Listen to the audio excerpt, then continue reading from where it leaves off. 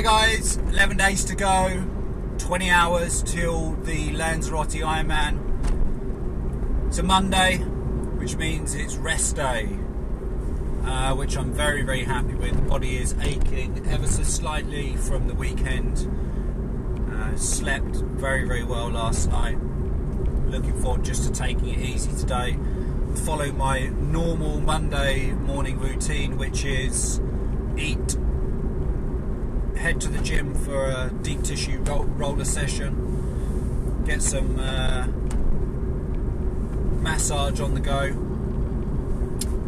just to massage out the legs,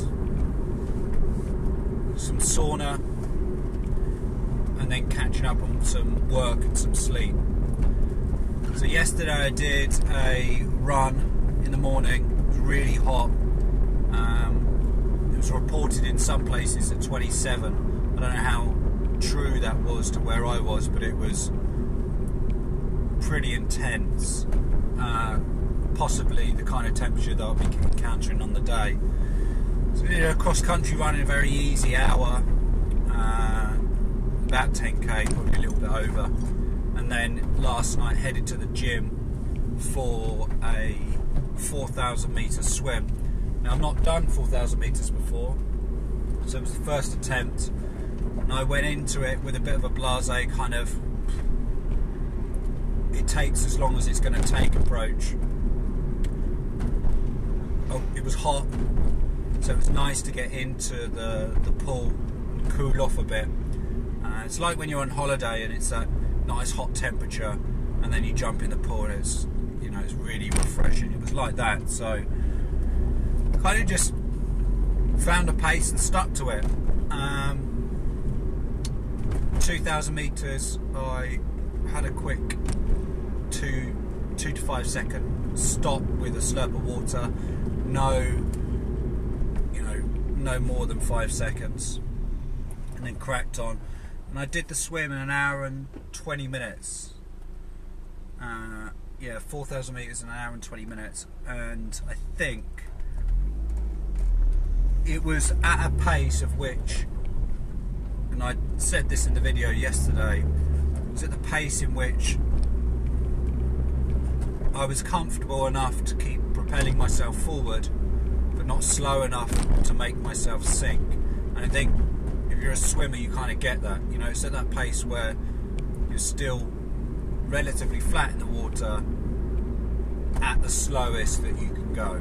So it was kind of that, and I'm happy with a 4k in an hour and 20 minutes, considering that 80 odd days ago I could barely swim, maybe a little bit more, 90 days ago I could barely swim 4 lengths without being fatigued. You know, 160 versus 4 for me has been a good achievement, a nice, simple and progressive learning curve. So really that's it for this morning.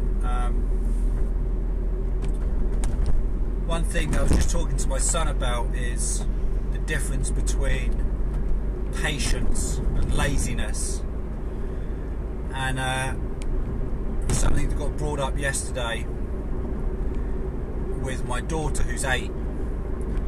She said, well, I'm being patient.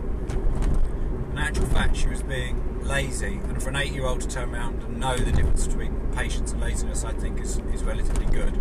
I think we don't really give kids credit, or the majority of children credit, for their intelligence, and we play on the fact that they're still children. But I had to explain to her the fact that sitting there and doing nothing wasn't patience, it was lazy.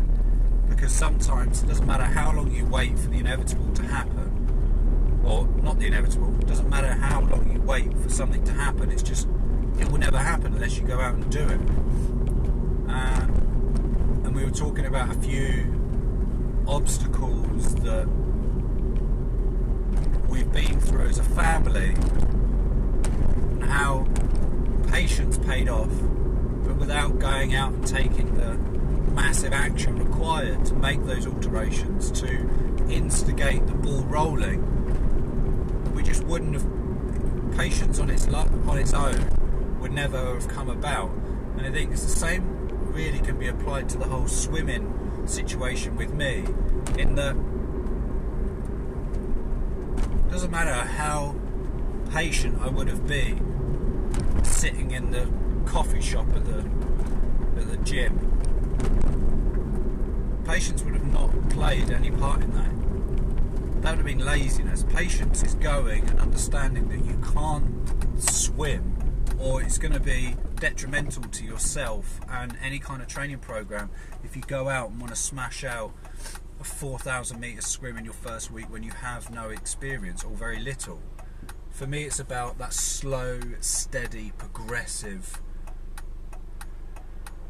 advancements in self, where you're minimising any stress on the body, where you're minimising any risk of permanent injury. You know,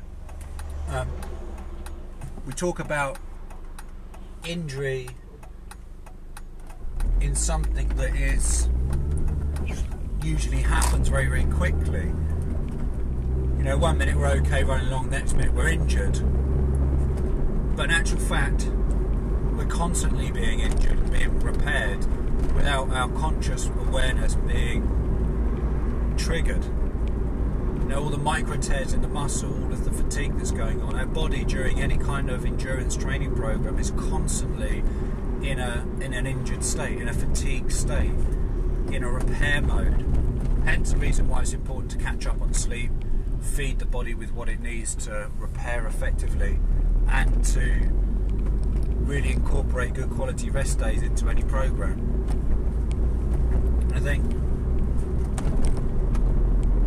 it doesn't matter sometimes how long you wait for these things to happen, unless you're going out and consciously making the effort to make those good alterations. Then